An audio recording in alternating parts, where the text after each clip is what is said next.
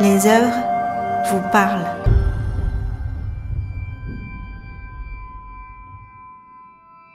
Make a Space from a Body. Une exposition de Esther Ferrer et Brandon Gurkara, proposée par Julie Crène. Du 23 juin au 17 septembre 2023 au Centre d'art contemporain Transpalette à Bourges.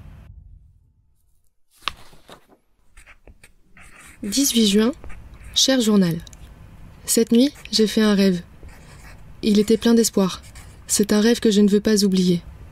Alors, à peine réveillée, je me suis empressée de trouver un crayon afin de te partager les quelques fragments qu'il me reste. Dans ce rêve, j'étais sur une scène. Elle était étincelante, recouverte de milliers de strass. Petite, certes, elle était tout de même au centre du paysage. Disposée au milieu d'un environnement aride, seule de la roche noire était visible jusqu'à l'horizon. Cette scène avait un pouvoir d'attraction sur mon corps. Elle me contrôlait. Mes lèvres se mettaient à bouger et un discours se déversait de ma bouche. Les mots étaient ceux que je t'avais jusque-là secrètement partagés.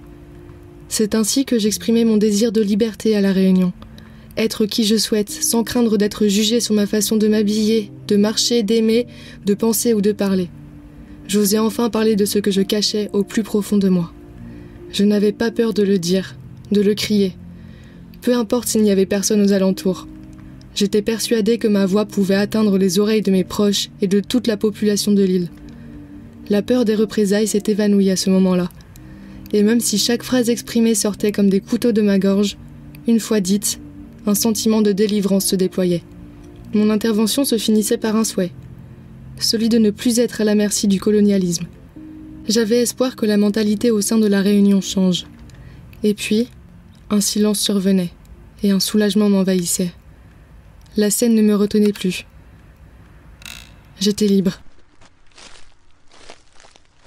Alors je partais, et je marchais. Pendant mon excursion, le paysage se modifiait autour de moi. Un volcan en pleine éruption apparut. Les flots de lave qui s'étendaient jusqu'à mes pieds ne me dévièrent pas de ma route.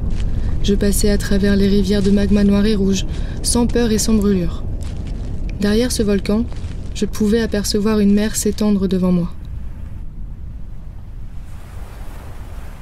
Je me retrouvais alors sur une plage.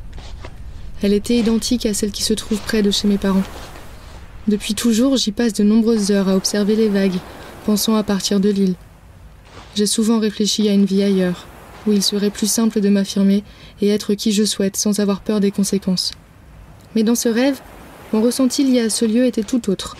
Le moment était agréable. Le bruit des vagues s'écrasant sur le littoral me procurait un sentiment d'apaisement. Ce dernier s'amplifiait après chaque pas me rapprochant de l'océan. Pas habituée à ce sentiment, je m'empressais d'arriver au plus près de la rive. Une fois au bord, les pieds enfouis dans le sable humide, j'observais longuement l'eau. Je pouvais y voir mon reflet tacheté de rose. Instantanément à cette vision, j'avais confiance en ce que j'étais. Le besoin de partir de l'île ne me paraissait plus nécessaire. M'exprimer ne me faisait plus peur. Je me sentais pouvoir tout affronter, ici à La Réunion. Une chose est devenue claire dans ma tête. Je voulais me battre pour mes droits et participer au changement de mentalité de cette île qui m'a vu grandir. Quelques instants avant mon réveil, je me souviens de ce moment fort. Les nuances de rose de mon reflet se mélangeaient au bleu de l'océan et je contemplais ce spectacle rempli d'espoir. Ce rêve est un message à moi-même, un encouragement à être qui je veux et le révéler à tous.